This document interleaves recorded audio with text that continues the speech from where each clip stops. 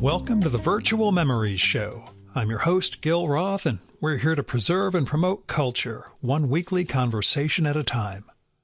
You can subscribe to the Virtual Memories Show through iTunes, Spotify, YouTube, Google Play, and a whole bunch of other venues. Just visit our sites, chimeraobscura.com/VM or vmspod.com to find more information, along with our RSS feed. And follow the show on Twitter and Instagram at VMSPod. Well, it's been another weird week. It's been a whole year of some strange stuff going on in my life and a lot of, we'll say, transformations that have been occurring, or that I've been imposing, or that life's been imposing on me. I don't want to go into detail on this one, and I do want to let you know, usually these intros have some bullet points and script that I read from. I do not have that this time. I'm just kind of going right at it. So in that spirit, we're going to dive right into this, what this episode's about. My guest this week is Simon Critchley, who was last on before the pandemic, 2019. He's a philosopher, writer, musician, we found out, and that's part of our conversation. And he has a brand new book out called Mysticism. It's from New York Review Books. I think came out in the UK earlier, but just came out in the US now. And it is about sort of history of Christian mysticism and what really characterizes mysticism. And we'll start out with his definition of that in the conversation. So I'm not going to go too deep into it, but how one apprehends, we'll say, God, and we've all got different definitions of what that means, but you know, that transcendence, what it means to apprehend that, achieve that, what can be transmitted to others about it. And one of the interesting things I found in his explorations of mysticism and some of the key Christian mystics from the medieval era onwards is that while some of them have these sort of transcendent visions, it's not about the vision itself so much as the decades they spend exploring what those visions meant and trying to explicate it and find ways, again, to transmit it to other people. That mysticism is not a thing in itself for an individual so much as a process and a learning that occurs over years. And a big part of the book and part of what we get into is in an era in which the church institutions are largely eroded, we'll say, where religion is sort of on the wane, although we have a different way of talking about that. What replaces mysticism? What replaces the experiences that help us transcend or that enable us to transcend? How do we get to those states? And how do we convey it to others? And the book does a phenomenal job of exploring both the history and more contemporary accounts of this and ways of approaching it, and what Simon sees and how he's changed as a philosopher over the decades. I read you one paragraph from the book. It's the beginning of the second chapter, called 7 Adverbs That God Loveth. He writes, "I think I am temperamentally a mystic. I feel very drawn to this form of experience and this mode of conceptualizing and, in particular, the deepening and layering of concepts with experience and experience with concepts that can be seen in mystical traditions. Skepticism is not an instinctual or default response for me. If someone tells me something, I'm inclined to believe it, no matter how strange it sounds. Maybe I'm just gullible, particularly when it comes to profound experiences that I've never really had or never had in a way that I would really like. Maybe I'm just a bad philosopher. The thought has certainly crossed my mind." And that's sort of the core of this, what it means deliberately to let oneself go. A big tenet of mysticism is what Simon refers to as decreation, that sense of self-annihilation and getting out of the way of yourself. We'll put it that way, or getting the created self out of the way to achieve a sort of, again, higher sense of existence. And the reason I'm talking about all this stuff and not taking notes and just rambling on and going on way too long before you get to the conversation is part of some of what I've experienced during this year, and there are individual episodes that really capture some of this for me, is that sense of reframing, of decontextualizing oneself, decreating oneself, bringing another world into existence alongside this one. And I talk about that with the Joe Coleman episode I did about, for episode 600 a couple of months ago. But even the Anton LaVey show last week with Doug Broad goes into that concept. One with Shalom Ostlander. There's a whole bunch of conversations I've had that seem to get at that this year. And part of the problem I've discovered, because I have a board meeting in about 2 hours for my board of trustees for my day job, was looking over this year's calendar and realizing that it has been a goddamned minefield, and I have just not let up since January. Between work travel, the podcast, writing, all this other stuff, there's a degree to which I haven't taken stock. I've been hit by all these things again and again, and these podcast episodes that are central to this concept have really, I think, been changing me, but I haven't slowed down enough to understand what that change is, what that transformation entails. So, that's why this episode's a day late. I've got too much work to do and way too much stuff going on, but I need to put this together and get this out to you guys once again to try to transmit this sort of tradition that Simon is getting at. And he's coming at this from a Christian mystic tradition. We talk right from the beginning about how my mysticism tends to veer towards the Kabbalah side of things, the Jewish end, and that's I think, a different way of approaching the universe. We debate about that too. But this book, Mysticism, we recorded in early September, so I read the book in August. It's helping me in that process, that sense of understanding how to open oneself to a sort of higher experience. And we get into what some of that means in the conversation itself, what replaces those sort of ecstatic religious visions in a more aesthetic day and age. And so this gets to what happened to me on Monday. See, I had a business dinner in New York City Monday, and for various reasons, I went into the city a few hours early, wanted to meet up with some past guests to shoot photos for the book that I'm working on. And one of the guys I sat down with was Jerry Saltz, the art critic for New York Magazine. And we had a really good conversation where he was very respecting of all these things that I do, and sort of got, without having to say it, that all of these things are part of this sort of Gill art project, or sort of bigger project, the podcasts and newsletters, this book idea, other things I've made, drawings, zines, all that stuff. But we had a conversation about when I got to see the Boxer at Rest, that statue in Rome a couple of weeks ago, and how Jerry's write-up about that statue in 2013 when it was at the Met was one of the sort of touchstones for me aesthetically, how he got me to see things in a work of art that I had not seen before, in something I had not seen in person until almost more than 10 years later.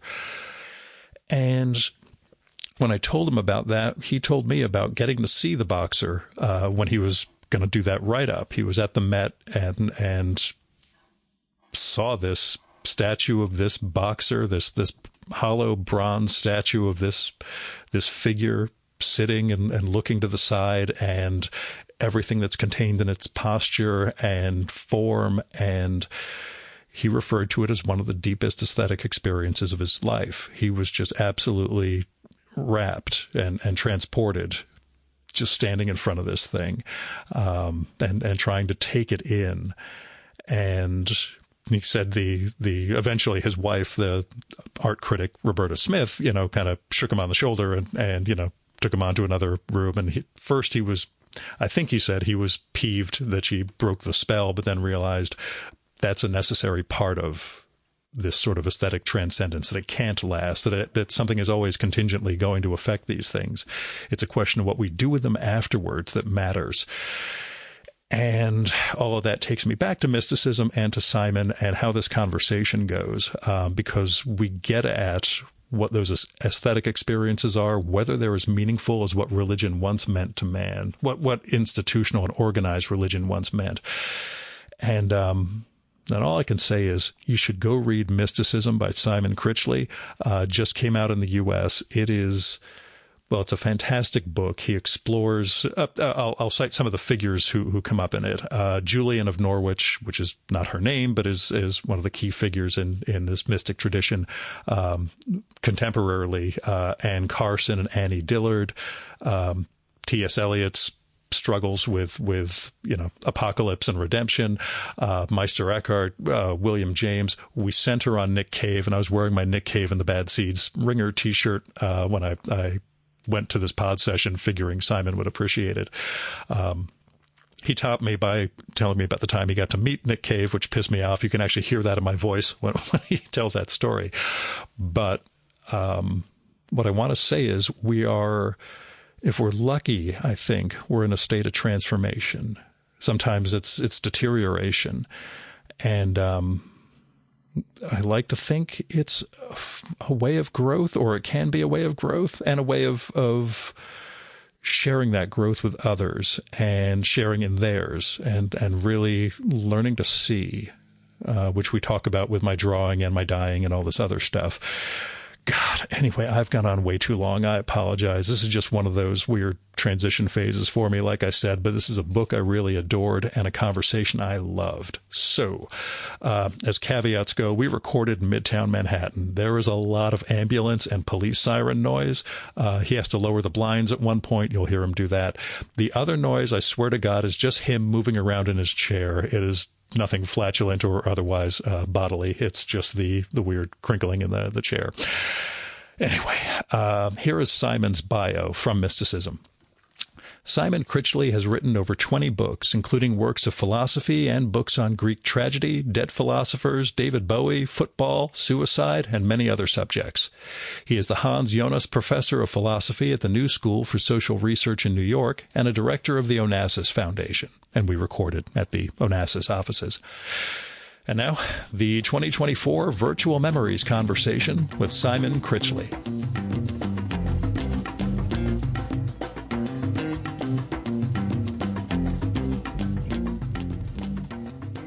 So should we do this then? We're recording. Okay, we're recording already. Okay, great. For the audience. For the audience. Define mysticism in the context of the book. Because I came in expecting a very different mysticism. So. Okay. Only as a Jew, I was coming in with a Kabbalah notion of mysticism, and you really... No, this is very... It's almost the opposite. It's not... Yeah, I mean, there are... Well... Let's start with your definition first, and then we'll get to Gil and his hang-ups. It's a long answer. It's mysticism is not a religion. It's a tendency within every religion, as I understand it, for as long as there have been human beings in groups, human beings existing socially, there's been religion. And there's been something close to mysticism in the sense in which certain people who might have certain exceptional experiences, shamans or so on and so forth. So mysticism is a tendency within religion rather than anything on its own. And the term itself is kind of hotly disputed, and one of the stories I tell in the book is that mysticism really is a 17th century term. It's a term which originates in French in the 17th century, and by that time it's already describing something, a set of experiences, practices which are already kind of on the wane, and then in the 18th century and onwards, it becomes a kind of term of abuse. It's derogatory in the Enlightenment, yeah. Yeah, so in Enlightenment, it's derogatory. So the idea of mysticism is a largely... So one way of defining it is it's a derogatory term for those people that believe that weird stuff and who are not reasonable. And so... now, other ways of defining it, mysticism can be experience of, experience in its most intense form, an experience of transcendence, whatever, but they kind of all miss the mark in different ways. It's not very helpful. No, but tell me how you approach it then in the course of the book. And you mentioned the experience in its most ecstatic form, I think. And that's taken from this wonderful woman, Evelyn Underhill, who wrote a book called Mysticism in 1911, and which was a great success. And so I got into this because how would I describe this? Again, there's a really long answer to that, which I'm not sure is worth going into. But basically, with a friend of mine called Eugene Thacker, I began to teach a class on mysticism because a number of things had converged, and I had this nebulous set of interests that seemed to be pointing towards mysticism, and he had similar sorts of things. And then we began to concoct a course that we taught about. We taught it 4 times since then, and we had very little to say at the beginning. And we had a lot of guest speakers who were experts in largely Christian mysticism, but other areas too. And so then, and as that developed, I began to find more and more things to say, and then, things which are in the book became the focuses of that class. So Julian of Norwich became a key focus. So mysticism is largely a term that people use to describe something usually that they don't like, right?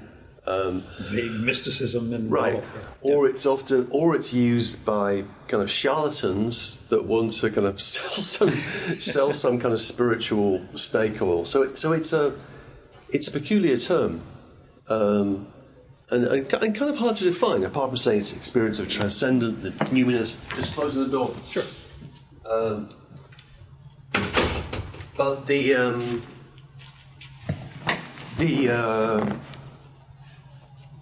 I guess why I wrote the book. My next question. Yeah, well, why I wrote the book was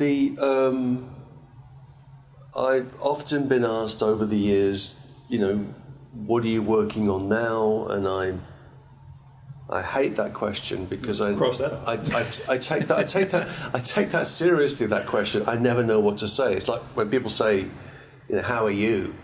And I actually think they're a meltdown. Yeah. Right. They just. I think, how am I? I've got no idea.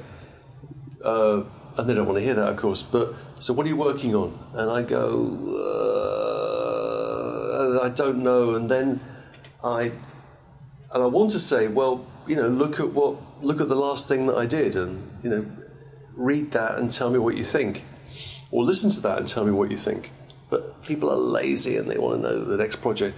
So I developed a technique, which was I'd say something like, "Oh, I'm interested in the question of mysticism, the phenomenon of mysticism," and that had the advantage that it would often turn the question around.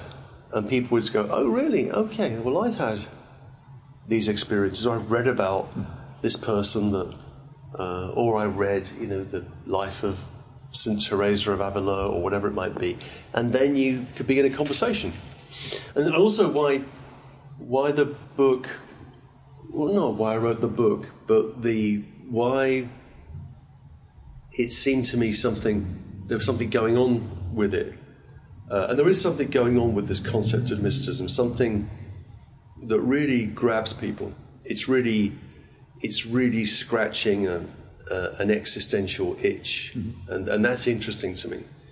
So when I was watching students in these classes, me and Eugene would be teaching these very abstruse texts,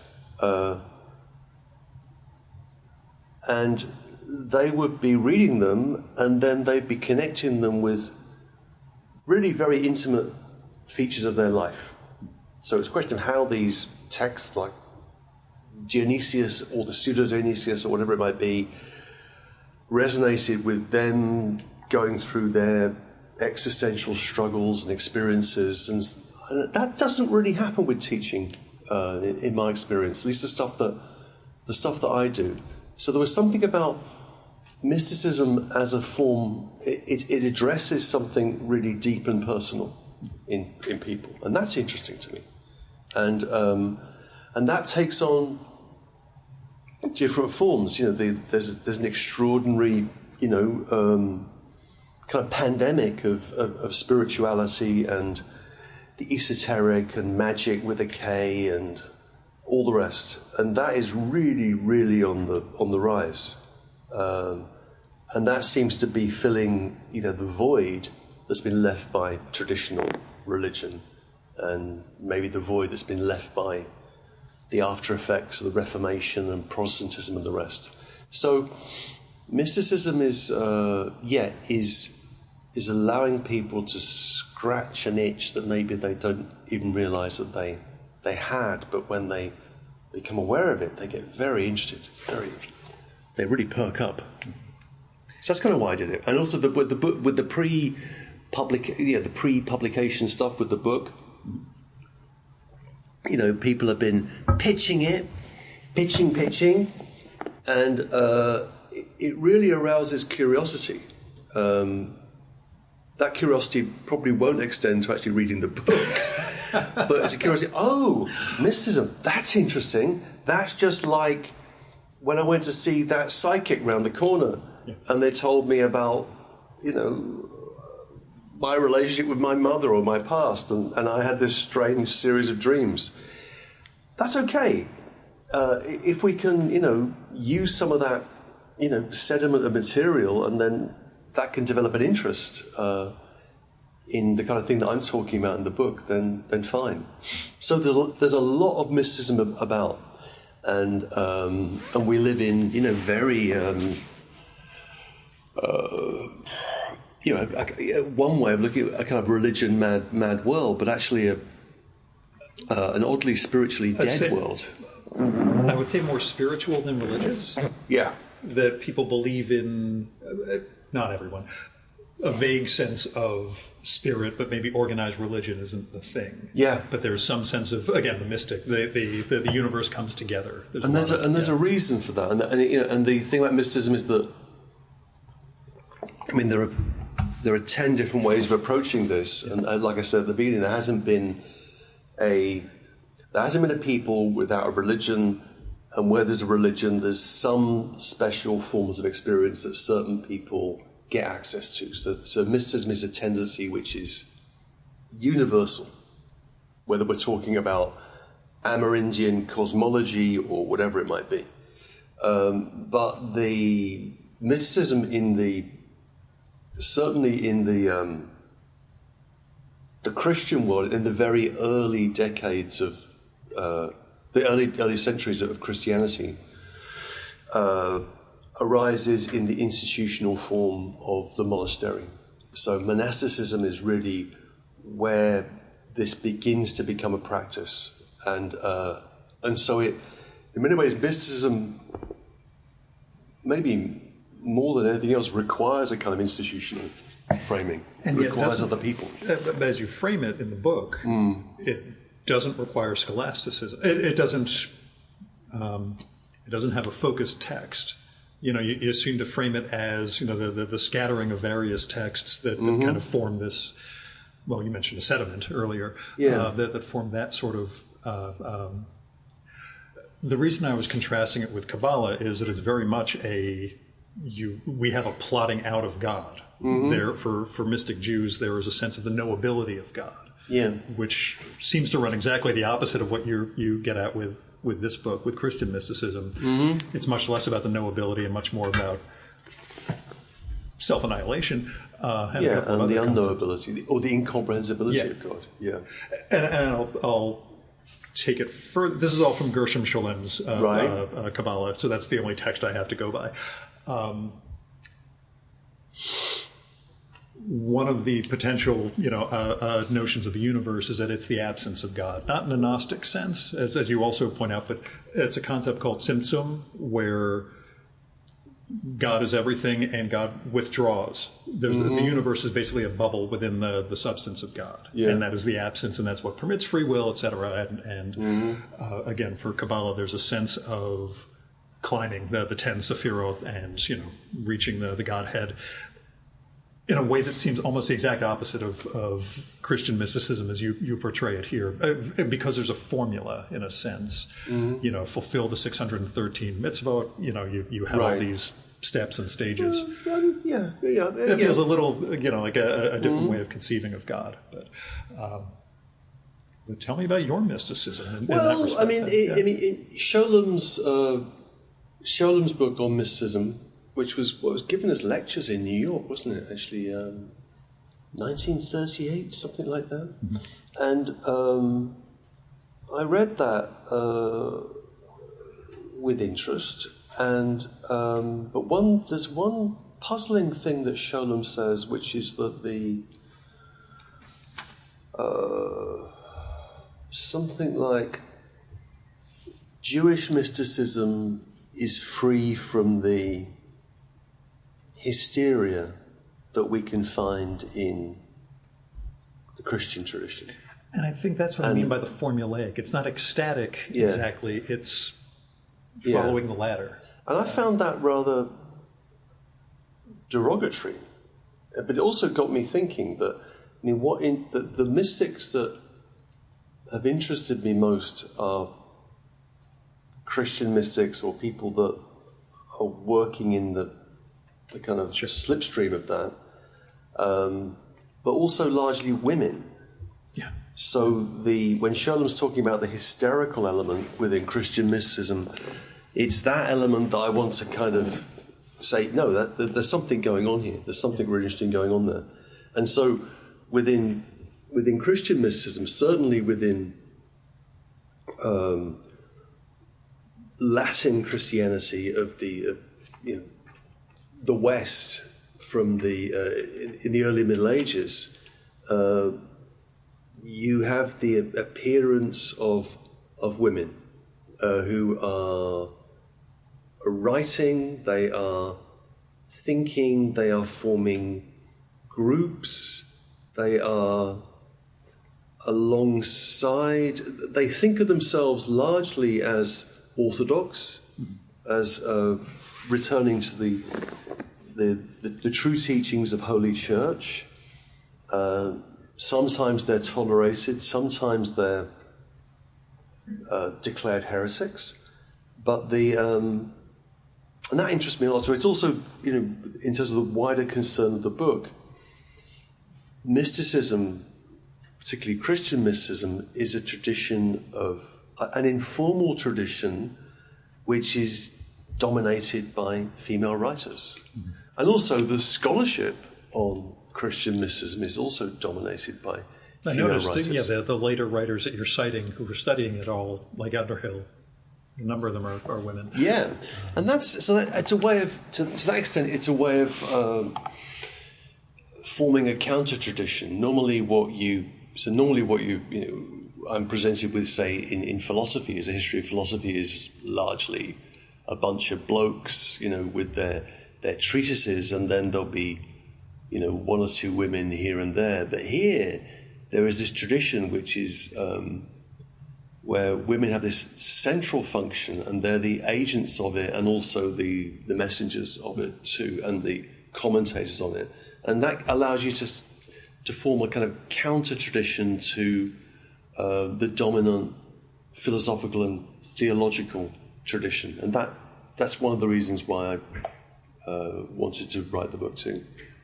And, you portray them not as though, it's intuitive for them and men of the reasoning ones. I mean, you show them working through these experiences Yes. for decades in its Yeah. wake. And a lot of that, the way you work through mysticism and how you characterize it, the sense that its validity is based on how transformative it is for others, not Yeah. for the person who has the mystic experience themselves.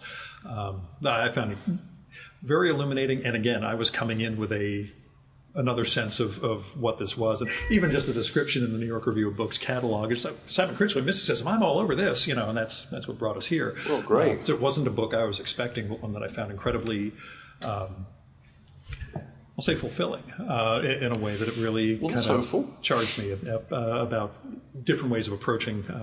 So one thing about that is that people, if you say mysticism to people, they'll think, people that have mystical experiences. Of whatever type. God shows up, Mary shows up to a 17-year-old girl in France, or whatever it might be. Or someone that's been having these, predictive dreams or whatever. Yeah, whatever it might be. So we think of mysticism as really about an experience of the numinous, the transcendent. And one thing I try and show throughout the book is that there are people that have had these extraordinary experiences, but that's usually an outcome of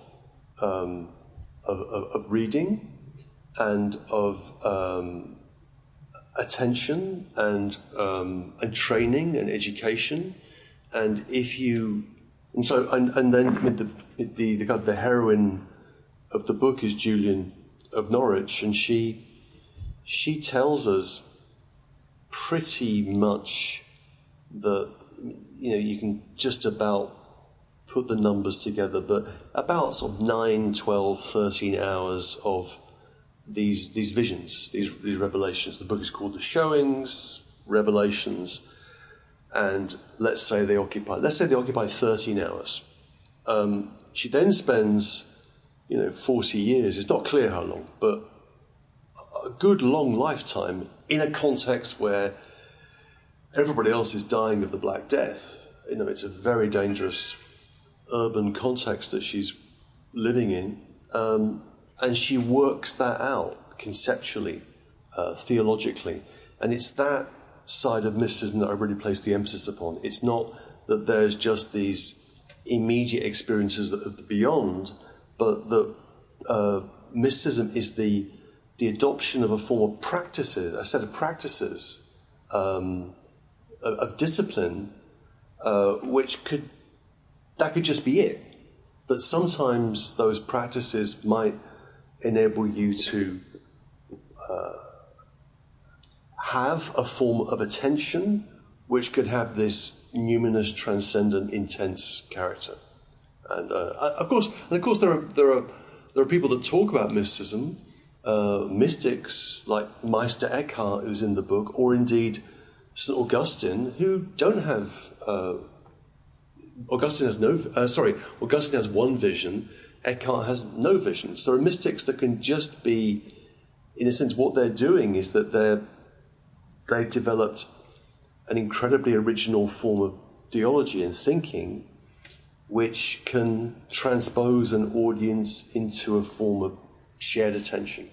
And that's mysticism too. So you don't need these exceptional experiences. Yeah. If you have them, then good for you. So what drew you to it? You mentioned some transformations in terms of who you've been, which is going to lead to my larger question of whether man can ever change. But we'll get to that later on. I figure that's probably the right. Yeah. Whether a leopard can change its spots.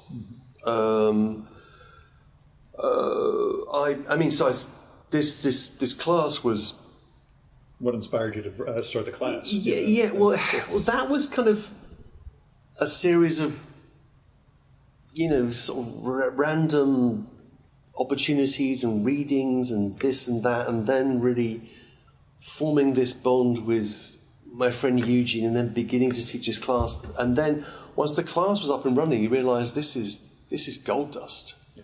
This material really does things that other. You can give students Plato's dialogues or Heidegger's Being in Time or whatever it might be, but there's still the sense in which you're trudging through these things in order to get these points across. But with this material, you could give them very little or something very difficult, and they would find life in it. So that was interesting to me. And then also, I mean, on my side of things, I'm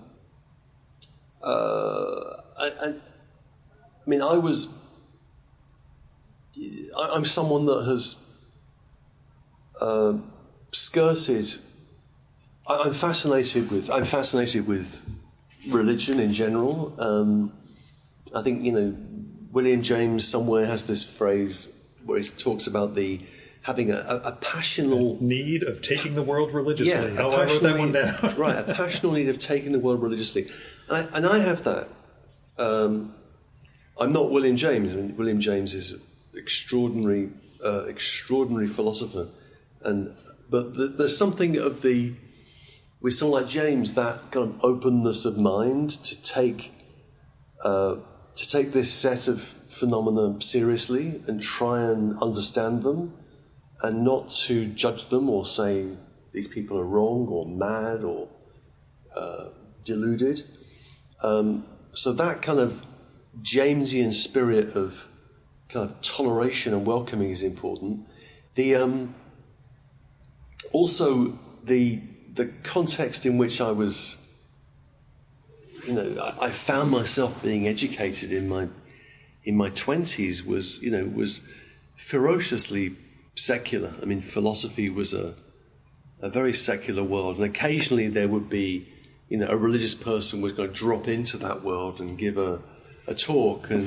But you mentioned they were looked at askance. As bonkers, or you'd find out that a colleague of yours was Catholic, and you think, well, how can you be Catholic and a philosopher? That makes sense. You're just saying that, some part of your head is, being used for philosophy and open, free, critical thinking. Another part is kind of confined to the teachings of the Catholic Church. It's what I call a kind of bicameralism, as if there are two rooms in people's heads. And I was jealous of that, because I didn't seem to have two rooms in my head. I just seemed to have one room, and that room was being filled by voices that were saying, religion is something dangerous, something to be wary of, and keep it at a distance. And we're doing philosophy, and that's a secular activity. And I became increasingly impatient with that.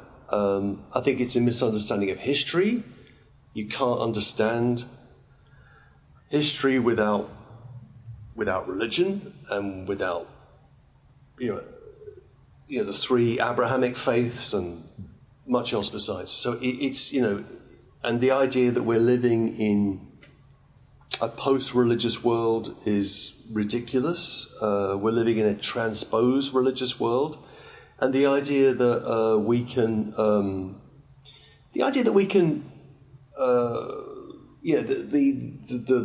the how would I put it, the enthusiasm for evangelical atheism in the time of, say, people like Christopher Hitchens and Dawkins and Hawking, and the composite of Hitchens, Dawkins, Hawking, all the ins.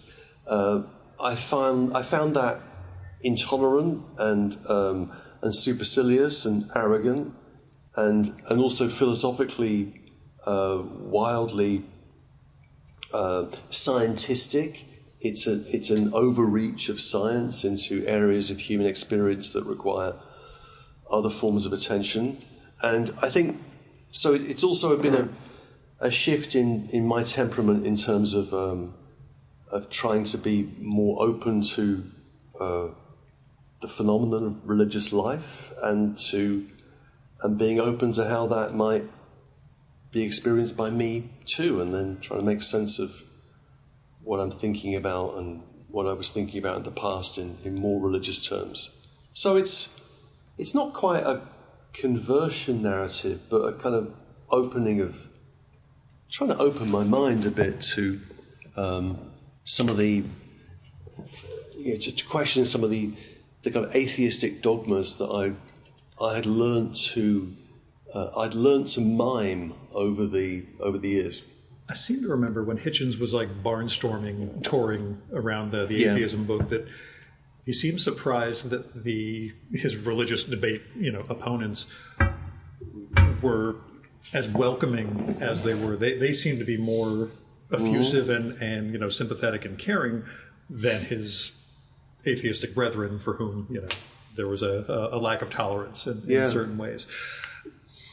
Do you have a religious practice in that case, given that we talk about in mysticism the need for that, not ritual but routine, I suppose? Well, I mean, are you practicing in any way, shape, or form? In a sense, I'm practicing. The book ends up with music. Yeah. And the really simple thought at the end of the book is that it's impossible to be an atheist when you're listening to the music that you love. Wearing a Nick Cave T-shirt. We'll talk about Cave in a Bad moment. Seeds T-shirt, and so in a sense there is something, so in a sense, practice in the sense of that as I'm practicing listening to music, and so I began a new relationship. I had a pandemic relationship that ended up in. We got married last year, and that was. Trust me, I was recording with Brian Dillon last April or May. Oh, right. And a few blocks over from here, and he said to his partner that, Simon got married yesterday, and it was just one of those. Okay, and then we look on Instagram. Oh, son of a bitch, he did. I did. So it was one of those odd, people who know people moments. Yeah, to my wife Sophia, and I'm very happy about that. But the practice of that, that was a practice of listening, right? Mm-hmm. Basically, what we did it was the winter of 2020. What we were doing in the darkness with a little bit of white wine was listening intensely to music and finding patterns in that. So there's a spiritual practice. There is something you can do, and you can show something that you love, and then you can fall in love with someone, basically around music. So to that extent, the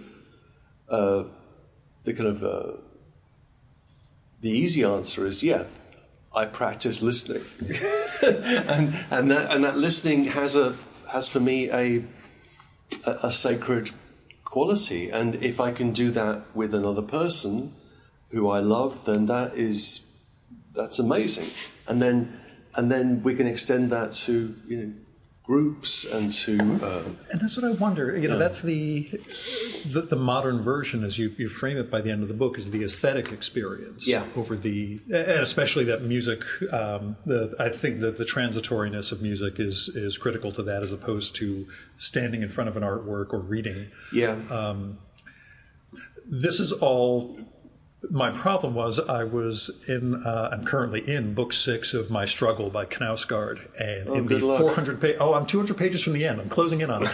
The problem was I was reading the 400-page essay in the middle the whole time, which is where he finally explains why this is called My Struggle. And I'm of two minds about the aesthetic replacing religion or the spiritual. Yeah. That even the way you frame it, it's a distant echo of what religion meant. Mm-hmm. And I'm not religious by any means myself, so I'm not criticizing from a higher position or something. But it was one of those.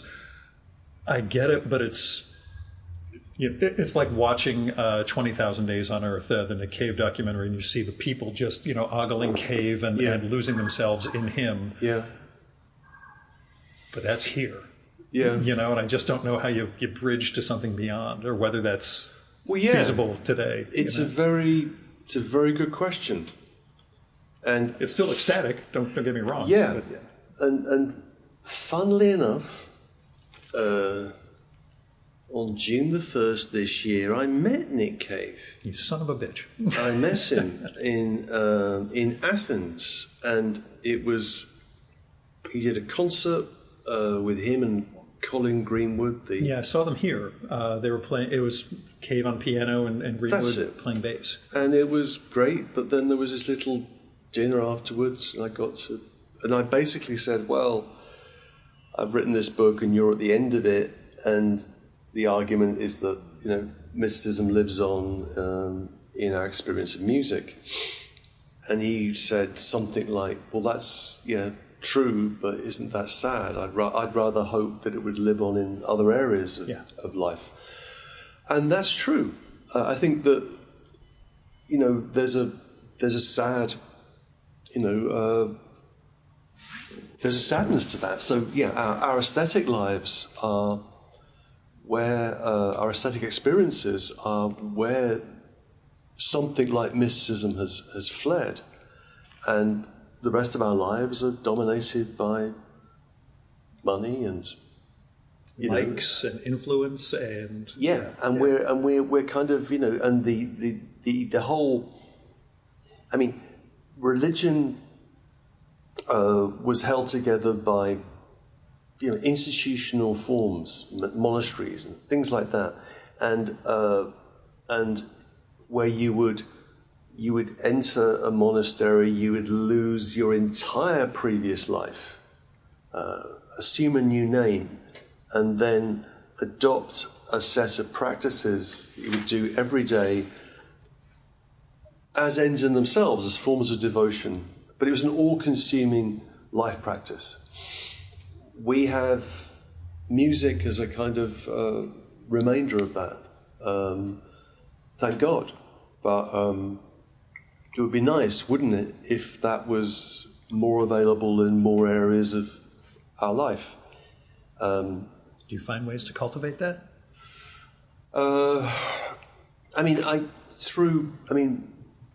Reading is the other. I was thinking about this a few weeks ago in relationship to a friend of mine, Graham Burnett, has been involved in this attention movement. He's got this something called the Strother School for Radical Attention, and he's been doing this for years and years. But basically, they're trying to get people to attend to things, like they'll all meet around a particular painting in the Met, and there are there's sort of rubrics and things that they're meant to do, and it's repeated and then shared, and then they formulate interpretations, and it's a kind of a group attention activity. Now, I think mysticism could be thought of as a form of attention, and a form of attention which is not attending to oneself, but pushing oneself out of the way as much as possible. And the other practice that I think can do that, which is hard to maintain, is just reading. Most of the core elements in most mystical traditions, certainly in the Abrahamic faiths, is based on divine reading, the reading of sacred texts. And that gets harder and harder to do. How to give yourself over to a text and to really read it and follow its grain and its movement and its stresses and its arguments and its tone and its rhythms, and so the if you like, the mystical practice that I try and show in the book is close reading, right? And I've always done close readings of things, but it's become, I think, something that's of more value to it, more important now, because that used to be easier. You could spend, when I was a young man, I could spend 7-8 hours a day reading Don Quixote or something like that. It doesn't happen anymore. It doesn't happen to young people now. They're distracted by distraction from distraction. It's and push back into themselves. So I think the battle that is being, kind of fought out, the kind of cultural, social, the culture war, if you like, that's being fought out, is between the overwhelming force of things, which is turning us inwards, turning into ourselves,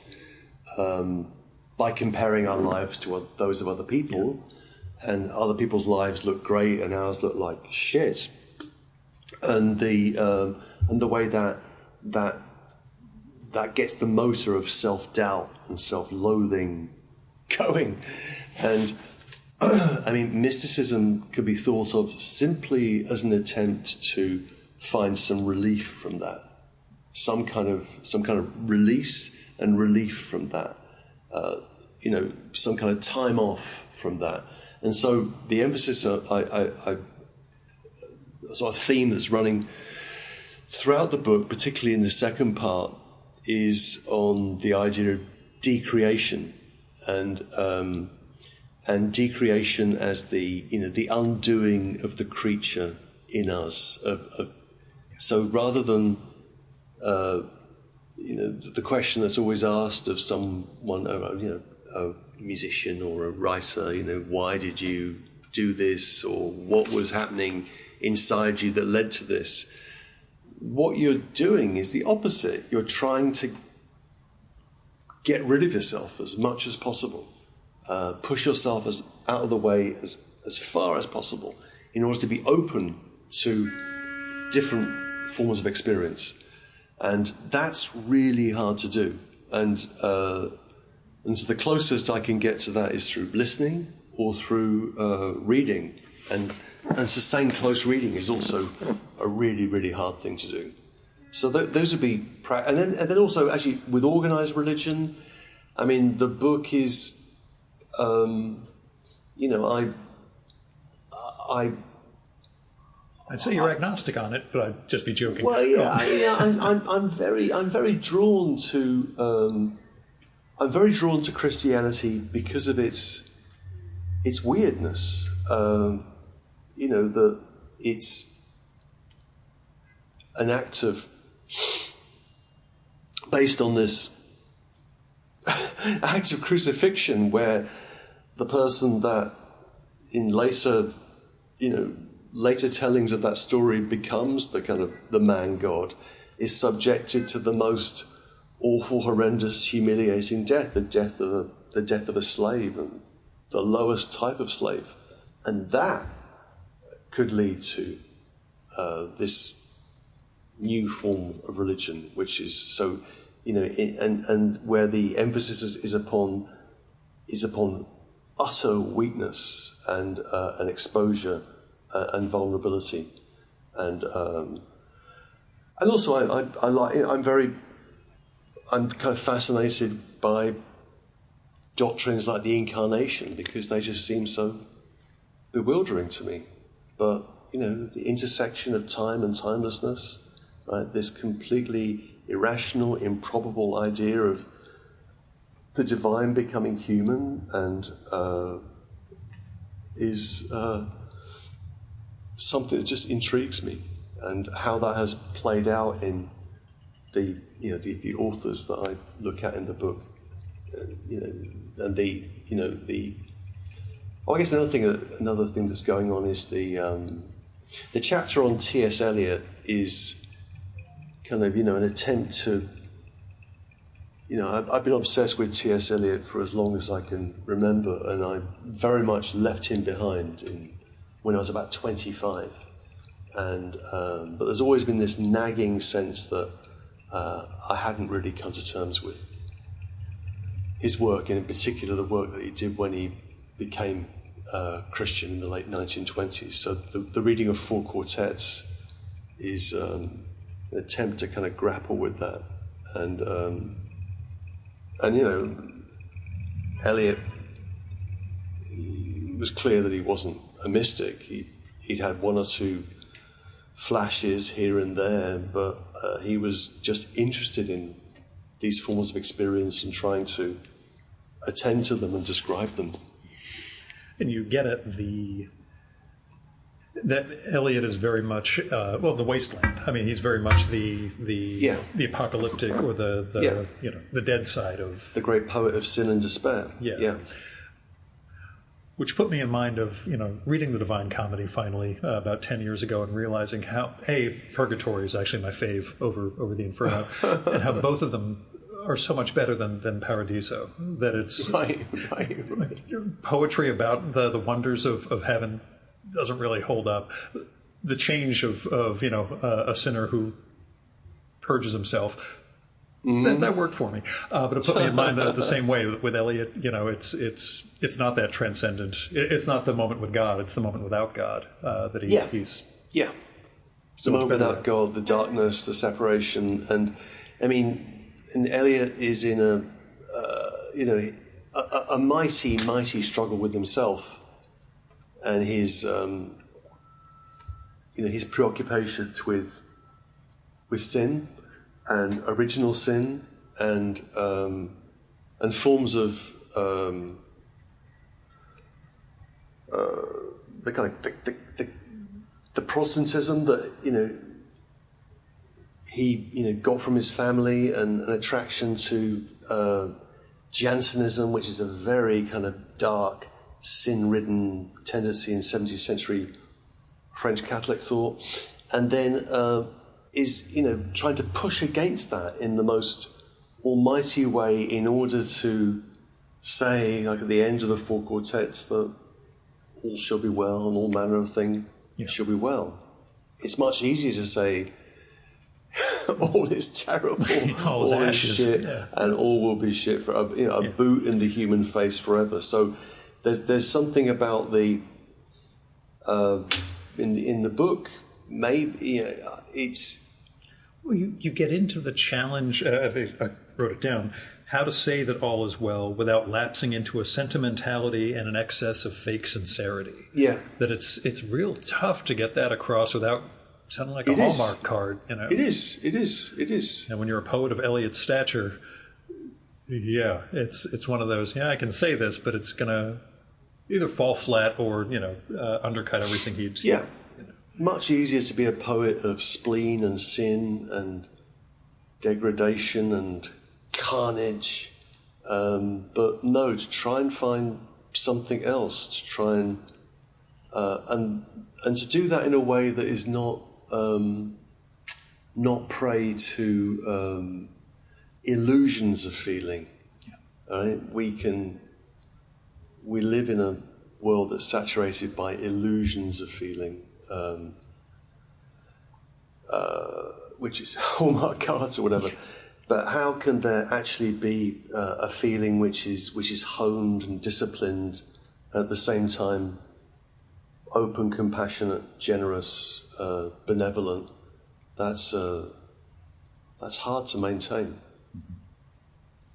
Yeah, but that's kind of what. So it would have been much easier to write another kind of more miserable book. Yeah. And the absence of mysticism, or what mysticism was, right. And how we've lost touch. And the next, I'm doing a little sort of a quasi book, which is the. I'm not supposed to ask you what you're working on next, but okay. Oh right, no, this is done. If you're going to offer it up, then I'm going to get your other son there. Oh, that's fine. Is it okay? Yeah. Oh. You're the one who has to watch the reflection off of my forehead. There we go. No, I've got Tragedy, the Greeks and Us, that book from 2019. There was a second part to that book, which is on non-Greek tragedy. And my editor at Pantheon, God rest his soul, Dan Frank, said, lose the second part and just keep the bit on the Greeks. You'll have a book on the Greeks. Believe me, that will do better. And it will be a tighter, better book. And he was right.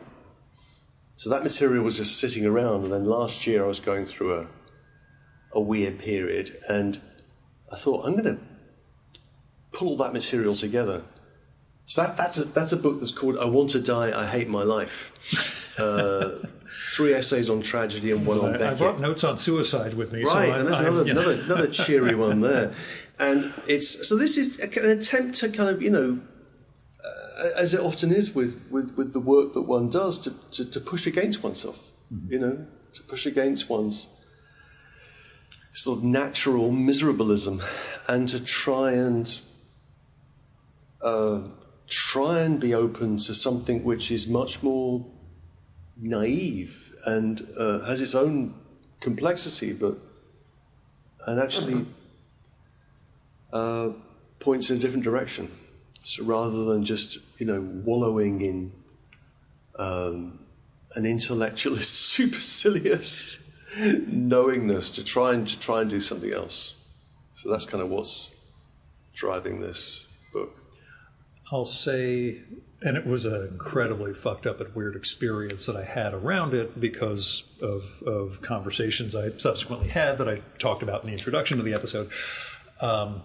Edith Hall and Facing Down the Furies, her take on suicide, and in her case, how the family curse almost got her, and how studying Greek tragedy, Heracles Maddened actually was the thing that saved her. But the way suicide is treated throughout the tragedies, and then what it comes to mean in the present. I've had some transformational episodes on this show, so I've been kind of thankful. In fact, when I thought I was dying back in 21... Oh, God. Oh, yeah, I'll fill you in. Okay. The short fill that gap in. Yeah, the short version is, which people on the show have heard a million times, diagnosed with leukemia shortly after turning 50 in 21. Dormant, non-aggressive, so no big deal. Clearly, I look fine. Yeah, you do. I'm sorry to hear that, then. I had a 10-day stretch before I got the diagnosis. And during that time, I, of course, assumed I have 6 months left to live, and I'm going to be gone. Yeah. And that's why I hit you up back in the middle of 2021 about potentially getting together for another conversation. Because I thought to myself, who do I still need to talk to? Before Peter Sheldall at the New Yorker was the one person I wanted to get. I ended up getting him that summer after I'd gotten my good diagnosis. But sitting down with you to talk about what it means to know the end is coming. Yeah. I thought would be very useful. Then I got my good news, so I still have some notes left from 2021. I didn't bother you after that, but I did read Bald back then. And okay. Well, I'm sorry to hear about that. If anything, it's been rewarding. It's taught me a lot. And we'll talk about other things tied to that, and that goes back to the question of how can a man change.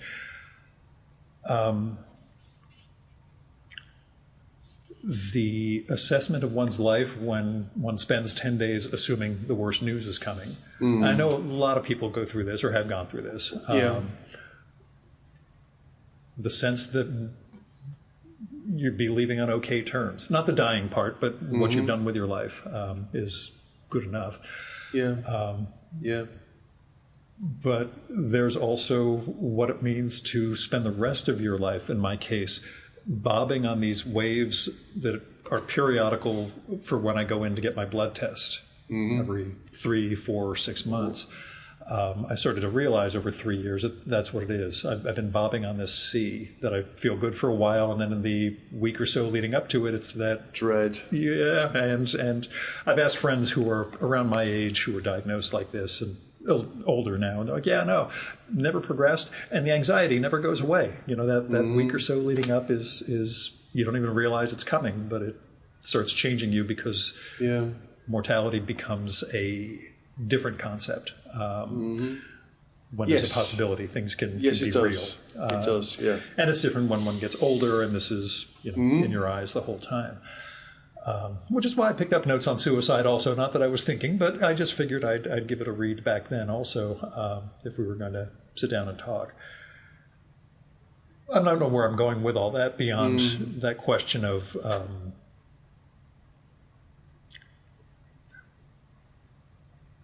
how one prepares. Yeah. Or how prepared how prepared the reading has made you for whatever life is going to terminate with?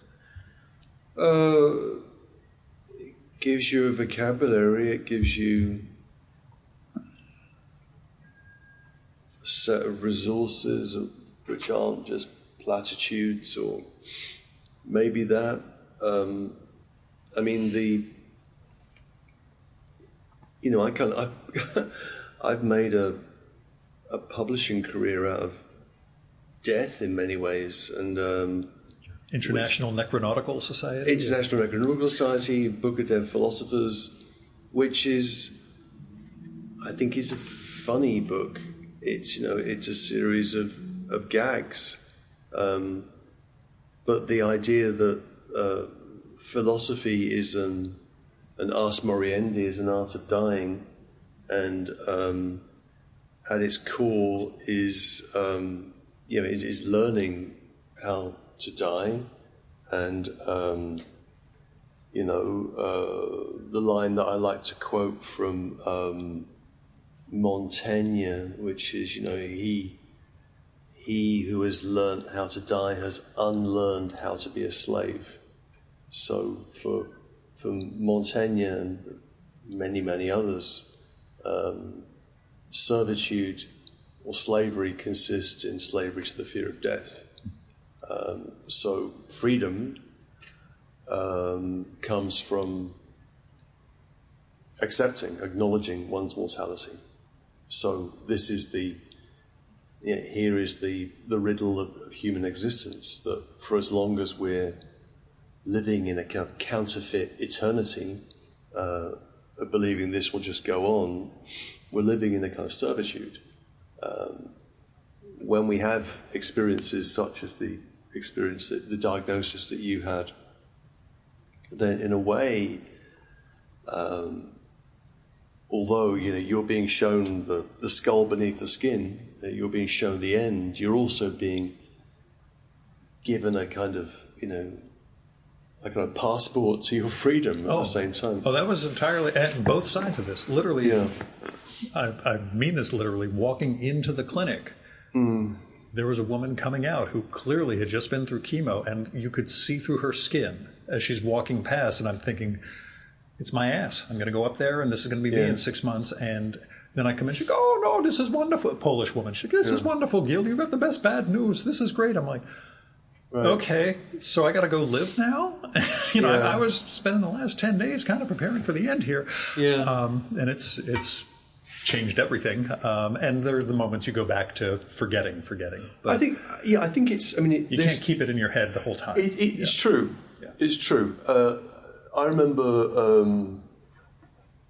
I'm from the generation of people that were absolutely terrified by AIDS. Oh, yeah. And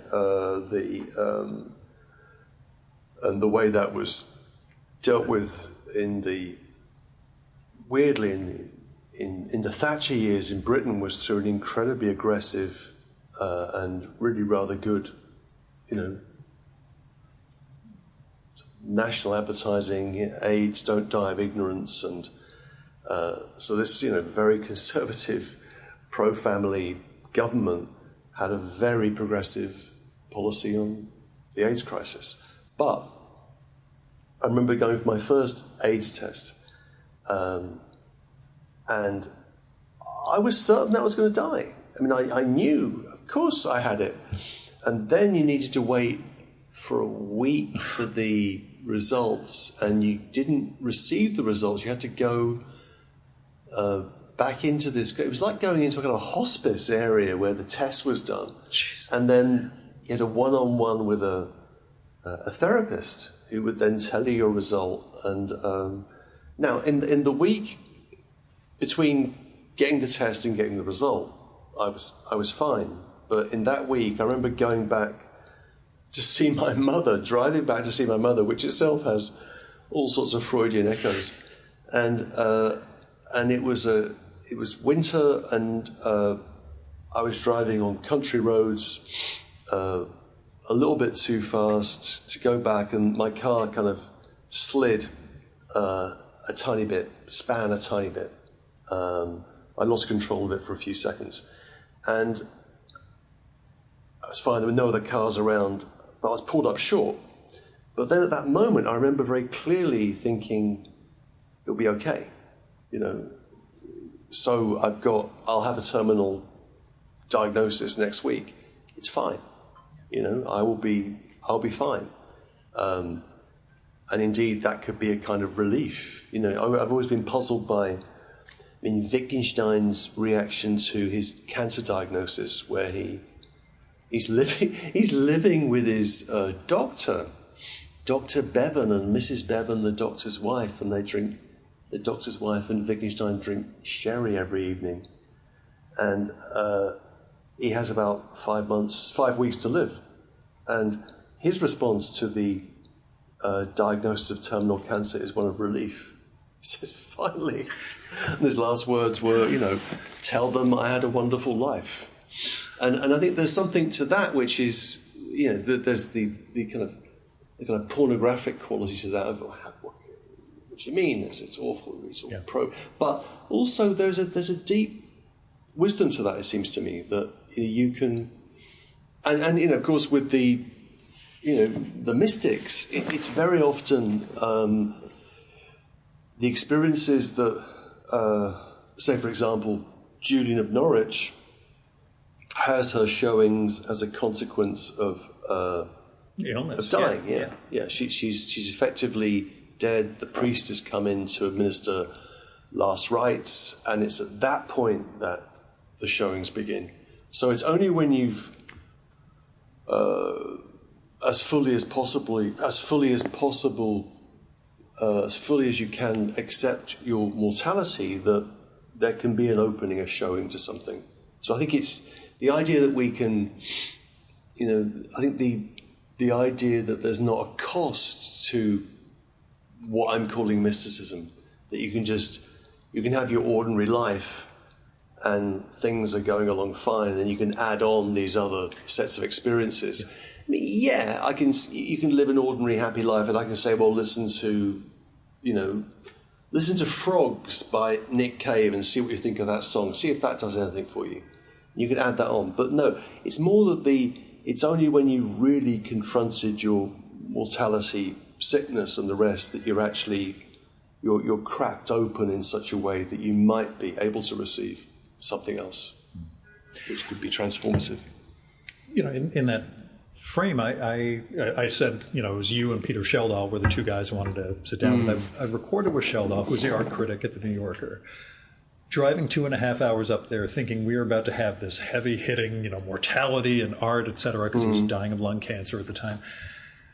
And I arrived at his place, and he said, get back in the car. We're going to go 1/4 mile down the road. We've got to do something first. We go down to the miniature golf course that he and his wife and their friend built to go play around and have some lunch and shoot the breeze before we sit down to record. Oh, right, okay. Yeah. And I'm in the, okay, everything I expected is completely overthrown, and we're going to have this great experience. And he talked me through Rembrandt's self-portrait over at the Frick and the plane of Rembrandt's vision in the thing. And it's this wonderful conversation. It'll never be on tape, never be repeated. But that showed what he was still getting, regardless of the mortality and everything that he was facing. This was the art transcended all of this for him, or brought him beyond all that. Now, it puts me in mind of something I wrote about a year or so when I first got into Nick Cave, which was, this gets heavy, but we've already talked about my death. We could talk about someone else's. In the Zudo documentary about Cave, that 20,000 Days on Earth, there's a moment where there's a scene where he's in a therapy session. Yep, with the Darien leader. Yeah. I had to look up the British Lacanian psychoanalyst. Yeah, who asks him, "What do you fear the most?" And Cave says, "Not being able to access the songs." And it's about about 8 or 10 second pause before he answers. And the problem is that Nick Cave had no idea what he feared the most, because what he feared the most happened a year later when one of his sons died. Yeah. And there's that sense that we don't even understand what's closest to us. You know, we have our pat answers to things. We have our what we think our mission is. We have no clue what's really lying underneath. Yes. And in his case, it feels like his adoption of religion follows his son's death. That he had the religious overtones, but became much more observant and in touch with that. I think as a result of it. Not going anywhere with this beyond the death and its presence kind of shape us, which we both know. But until you know it. Yeah, it's and I think different. it changed. I mean, the thing is that the music changed. But. Yeah, I mean, it's oh gosh, lots of things. The way in which we certainly don't know what we're doing when we're doing it. I think the idea that there's in any kind of work, or whether that's whatever kind of work that is, that your intentions kind of line up with what you're doing, I think is ridiculous. That a lot of the work that I've done has just no relation to what I've been feeling at that time, whether it's happy or unhappy. And I think with and the weird thing with like Nick Cave is that the early work. I saw the birthday since party. the 80s or 1980, I think you say in the book. Yeah. I saw the birthday party very, very early on. It had a deep impact on me. I knew nothing about that band before I saw them. I was going to see another band and called the Nightingales, and birthday party with the supporting act. But if you look at the birthday party, I mean, I still listen to them and I love it. But there is something juvenile and cynical and nihilistic and too knowing about Nick Cave's early work, and then when he begins to shift in I guess it's the mid-90s. I think the key album is the Boatman's Call.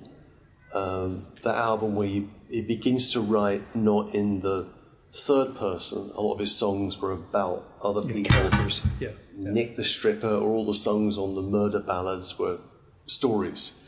He begins to speak in the first person, and there's a shift there. And of course, the really weird thing about some of his son died, but a song that he'd written before his son died, Skeleton Tree, sounds like a song that was written after his son had died. So it sounds like he's kind of predicting that in a song. And that's the really strange thing, that you can do that. So the temporality of these things is really messed up. But I think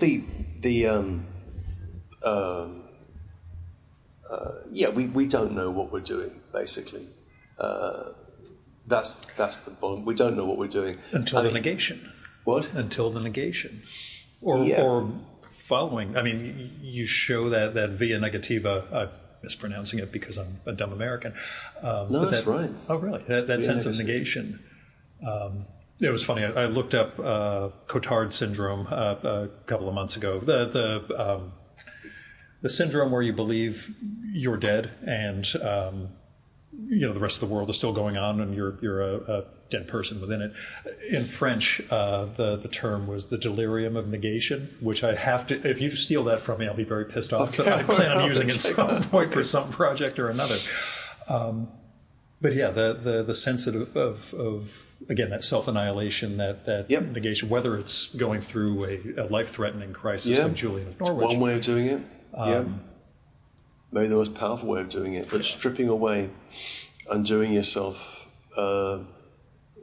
negating everything in order to be open to something like the experience of love, which then does sound like a Hallmark card, but it's not it's just love that. in a different sense. Love in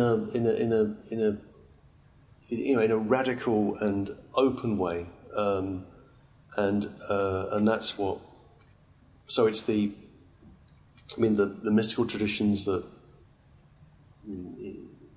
what I call affective Dionysianism is this mixture of negation and love. That the idea that we can only be open to the experience of love by stripping away by using language kind of against itself in paradoxes and antitheses and strange utterances in order to kind of open ourselves up to something which actually matters to us. So tell me about making music. Making music? Yeah. You got an album out. Yeah. What do you want to know? Well, how that began for you, how it fits into you and who you are, and whether it speaks to, whether it's a compliment or a contrast of Simon, or, you know, whether it all fits into some larger project. I think I've been more. I've come. Or is it just fun? Yeah, it is just. Well, at the core of it is a friendship, which is my longest-standing male friendship is with John Simmons, and we've known each other for a long time, and then we didn't see each other for a long time, and then I was in Australia where he moved to in 2000 teaching, and we started to see each other, and then we remembered that in 1984 or something we'd recorded this track in his bedroom, and we had some kind of crude version of it, and then we began to, well, we could do this again because technology is and he kept up with all the changes in technology. He's a brilliant musician, can play anything, and has basically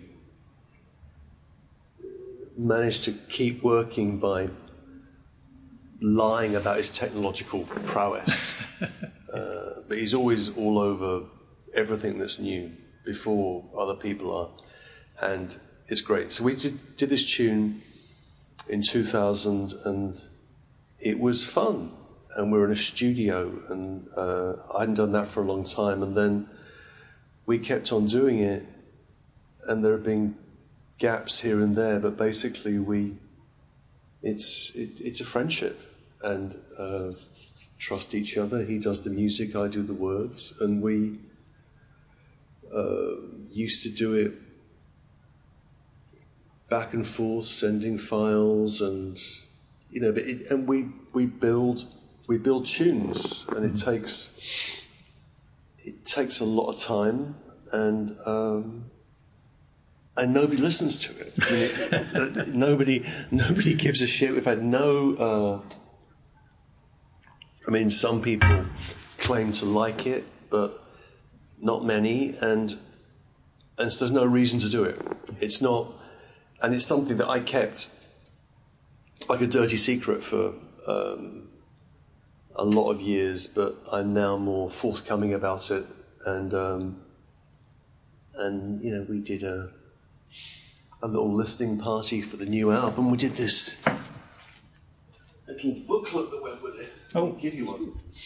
Thank you. Designed by my friend Andrew Zuckerman, which is a beautiful thing. It's a lyric book, and to go with a film that was shown. We did that in the basement of this building in April, and and now we've gone into this new phase of he's also really kept up with what's been happening with AI. Mm-hmm. So we've developed AI voices. My voice has been fed into an AI. We've fed it with, I don't know, 30 hours of me talking, and then you can train an AI to sound like you. And then we developed this fictional female voice that we're calling Electra, and we're writing songs where we produce a tune and then a vocal part, and then the rest of it is just like building a track in the normal way. And we have a new track that's out today called God is Dead, Therefore I Am, which is based on what I was feeding John there with some text I'd written on Wallace Stevens a long time ago. And so it's an adventure and fun, and and it's in a weird time zone. We're always, because he's in Australia, I'm here, so we're always doing things 12 hours off at a minimum. Yeah. Late at night or early in the morning. I have a very kind producer who lets me use a studio downtown, but and it's great fun. It's a joy, and I'm proud of it. I wish other people liked it too, but it's hard. I mean, getting people to listen to new material is impossible. I haven't finished the new Nick Cave record, and Gillian Welch and Dave Rawlings put out an album the week before, and I'm like, I listened to 3 songs from it. It's just, now for me, listening means being by a computer and playing things through a speaker. And when you're by a computer and there's a screen, you're doing other stuff. Right.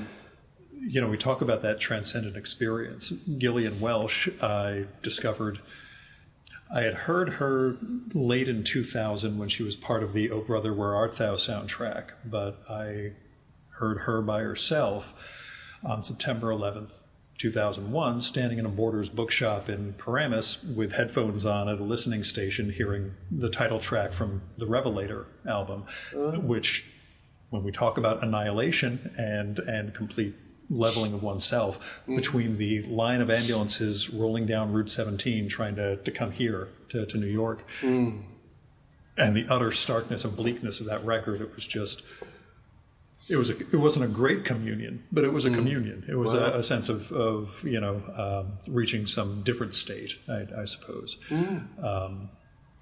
And so, whatever they put out, I'll always buy instantly. But the even things you like, we don't make the time necessarily to sit down with anymore. Just like you were saying about reading, everything is, our attention is taken from us.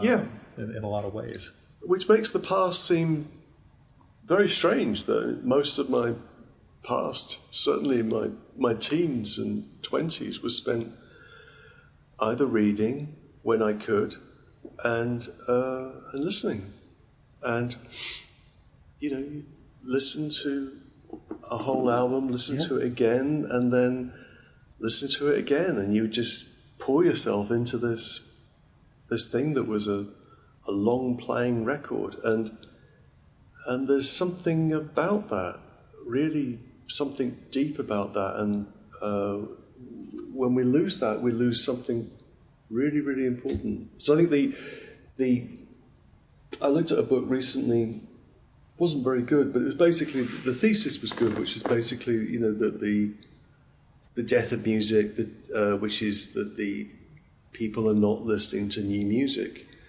They're listening to old music. They're listening to music that's familiar. So the kind of, rise of karaoke, or the middle class musician, the middle class band that used to kind of populate areas like Brooklyn, where I live, have died out. They can't make a living anymore. So the huge stars are fine, and people go to that with a kind of sense of need for communion and transcendence and awe. And I'm not dismissive about that, even when it is Taylor Swift. Something's going on there, but the inability to hear new material and to let that new material change your experience of other music that you like seems to have just disappeared. So the only kind of musical experience that we seem to be really happy with is nostalgic, and that's fine. That's okay. But it's it's screening out the possibility of new things. Yeah, and it's a question of, I mean, you're around college students. Yeah, you're around people in their late teens and 20s, and grad students too. I've long wondered what sticks, for that age. What's going to be eternal, or are things going to be just punctuation marks that they're just going to keep going from one thing to the next, to the next, to the next, with a fear of, being an old man who says those goddamn kids today don't understand, knowing that adults were saying that about me back in the 80s. But yeah, but the difference is that, I mean, if we think about the infinite supply is a lot different than anything we... Right. Obviously, it was difficult to actually get hold of music the music was much more rare.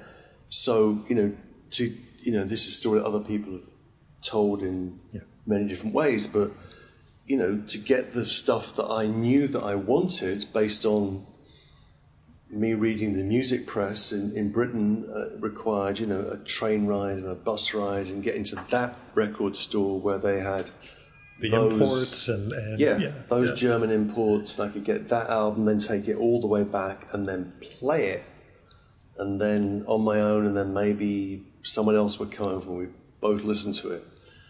So the difficulty of access is something. So the ease of access has actually killed music.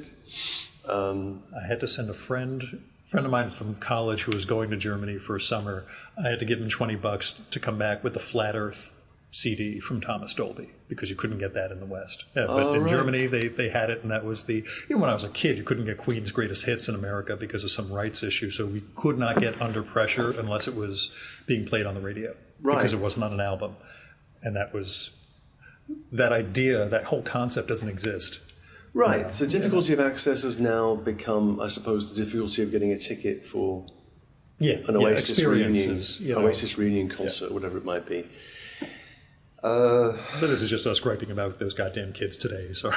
Yeah, but they are moved by music, and but they're often, in my experience, talking with, graduate students. They're listening to. Some of them aren't listening in the same way that I was listening, but some of them are. But they're listening to music that was recorded way before they were born. It's like me listening to, Glenn Miller. I was just going to say Glenn Miller. Swing, something, which is... Yeah. But the idea that I would, when I was in the 1970s, I would have thought that was relevant to me would have been ludicrous. So the musical, what's the right word? Landscape has broadened, right? So there's this whole stretch of music from some point in maybe the late 1950s to some point in the early aughts, and that's the kind of archive into which people can jump and pull things out and be excited about them, and that's great. But it's come at the cost of new forms and new developments and novelty, and also those things. Novelty in music always comes out of a scene. A concept I use in the book is scenius in that Brian Eno. There needs to be a scenius, and doing that virtually is really, really hard, if not impossible. And a scenius is something where you have to give yourself over to something where there's the possibility of new forms emerging. I was very interested in a certain point earlier in the summer in origins of house music, and particularly what happened in British dance music in between the 80s and early aughts. And but if you read about, say, the club scene in New York in the 1970s and 80s, you had to go to that place to hear that music. It wasn't recorded. It wasn't available. You couldn't listen to it on the radio. But you had to be there in that room to have that experience, and that has become too much for people, right? Too anxiety-inducing or too difficult, and that's. Or somebody will have their phone out, and I'll just watch the incredibly poorly recorded. Yeah. Yeah.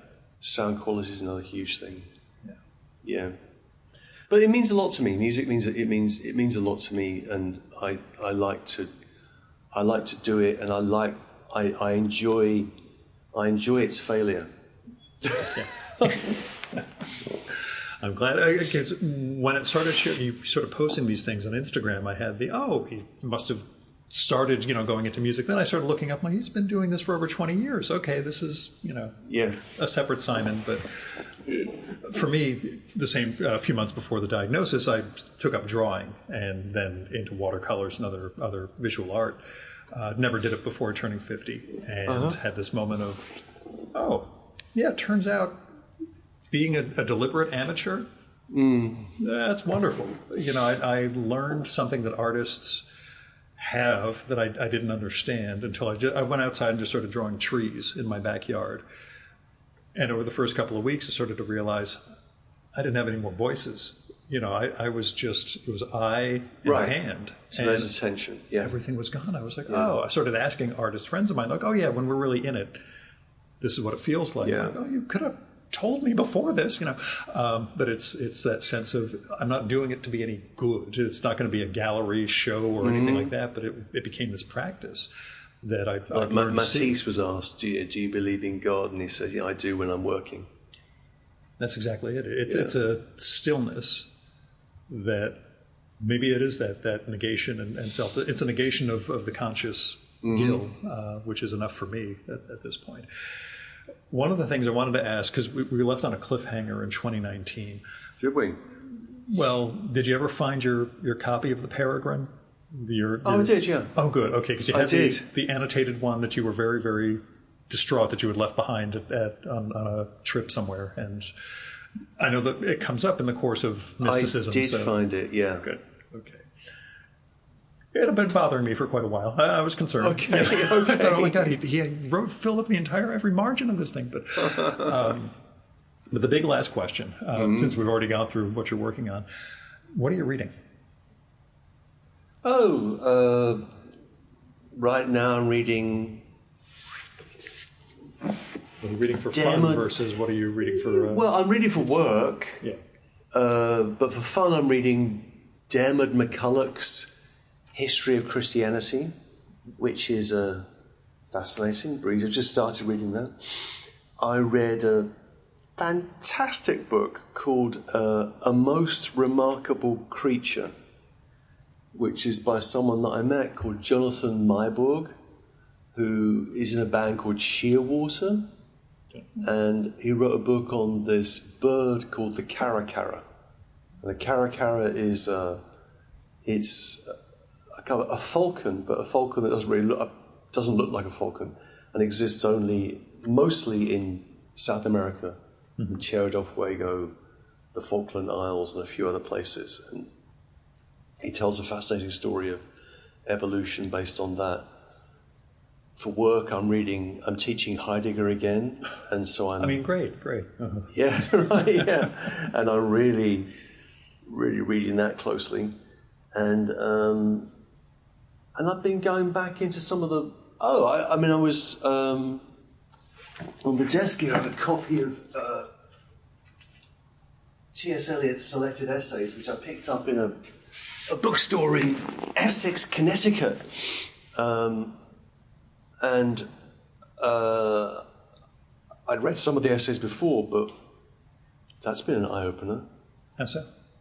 Well, these are essays that a lot of them I read when I was a lot younger, and they had an effect. And then going back to them, yeah, they don't mean the same thing when you're 20-something. Yeah, and it's been interesting, and tons of things. I read indiscriminately and omnivorously. I read compulsively for this thing, but I should ask also, pandemic life, and it was something I was going to ask in 21. You came out of the pandemic with true love and marriage and happiness. How else was it? What were there things that gave you philosophers that gave you solace during all that, or was it more music and Sophia that sort of carried you through? Well, yeah, that was what carried me through. But initially it was great because I've been trying to be alone in a room my whole life, and there I was alone in a room. Yeah. And I was in my house. There were some people left. The people in the middle that owned the place left, and I was with my Italian friends at the top and me, so this little household, and we looked after each other. But it was, and then, like many other people did, I poured myself into all sorts of activities. So we had this... You can say Tiger King. It's okay. I'm just kidding. Everybody was watching. And it was, we were doing these versions of The Stone. The New York Times column as live events on Sundays. We did that for about 5-6 weeks, and then that didn't really go anywhere. And I was reading lots of Pascal and things like that. So it was all, I was kind of designed for the play. Yeah. But then as that year went on, it got worse, and then with my job, fall 2020, where everything was on Zoom, was one of the great semesters, because the students were these were still people that had met in rooms within recent memory. Now they were confined to their Zoom screens, and people really tried hard, and I did a couple of incredibly enjoyable classes. 2021, it really began to dive off a cliff, and the students were remote, both remote, digitally remote and just remote mentally. Couldn't read each other, and it just got worse and worse. And then I think I was off for a semester, and then, but so the effect on work has been. There hasn't been an uninterrupted semester since 2020. So, a thing that's a great concern to me is, I take my job seriously, in the sense in which trying to teach courses that have a certain structure, a certain narrative arc, and you're trying to build momentum in a group, and you're trying to save a few souls along the way, but you need them there. And every semester there's been something, strikes. Last semester it was the Gaza protests, and it just means that at the end of the semester you're left with a handful of students in a room, and everybody else is pissed off, or they've been arrested by the police or whatever. And it's just as a teacher, it's dispiriting. And now we're beginning another semester with the same kind of high hopes. Yeah, we'll see what November brings. Exactly.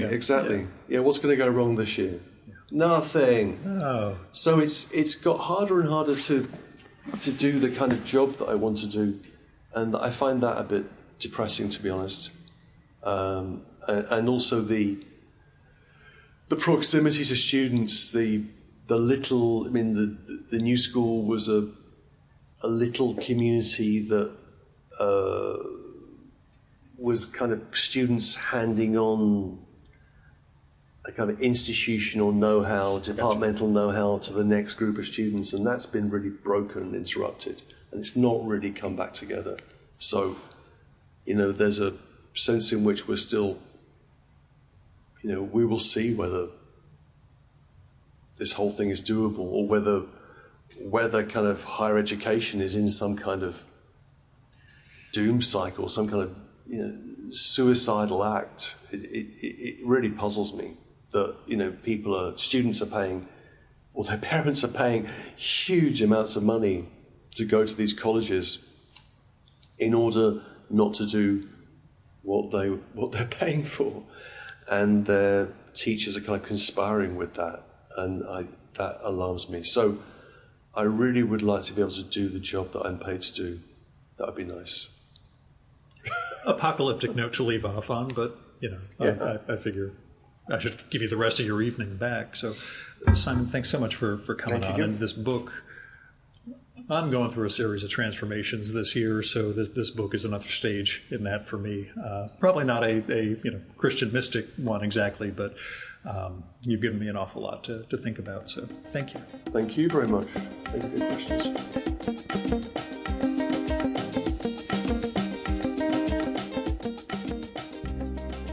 And that was Simon Critchley.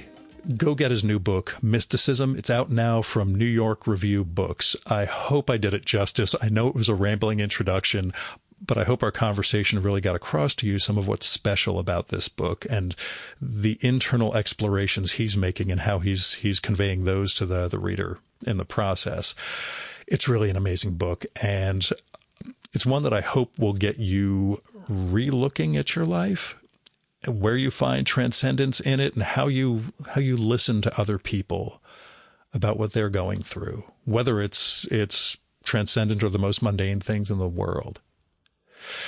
Anyway, you can check out Simon's work at his site, simon-critchley.com, which has links to his books, podcast appearances, essays, live events, music, and more. And that's simon-critchley.com. He's on Instagram as CritchLS, CritchLS, and on Facebook at simon.critchley.140. Oh, you should also check out Critchley and Simmons, his musical duo. I'm so glad we got to talk about that. They're on Instagram as Critchley_Simmons. And also on Spotify. I'll have links to all this stuff in the show and episode notes for this one, but I hope you pick up mysticism, and I hope you get into more of Simon's writing. And I hope you change your life. Now, you can support the Virtual Memories Show by telling other people about it. Let them know there's this podcast, comes out every week, has fascinating conversations with really interesting people, and a host who occasionally goes on way too long about his own bullshit. But you can help out by just telling other people about the show and by telling me what you like and don't like about it, who you'd like to hear me record with, or what movie or TV show or book or piece of music or theater or art exhibition, whatever you think I should turn listeners on to and check out myself. And you can do that by sending me an email, by sending me a postcard or a letter. I do a newsletter twice a week. It's buttondown.email/VMSpod. At the end of that, it's got my mailing address, so you can always send me a letter or postcard that way. Or you can use my Google Voice number. That's 973-869-9659. That goes directly to voicemail, so you don't have to worry about getting stuck in an awkward conversation with me. And messages can be up to 3 minutes long. So you can go longer than that. It'll cut you off. Just call back, leave another message. And let me know if it'd be okay to include your message in an upcoming episode of the show. You might have something interesting to share with listeners, but I never run that sort of thing without the speaker's permission. So let me know.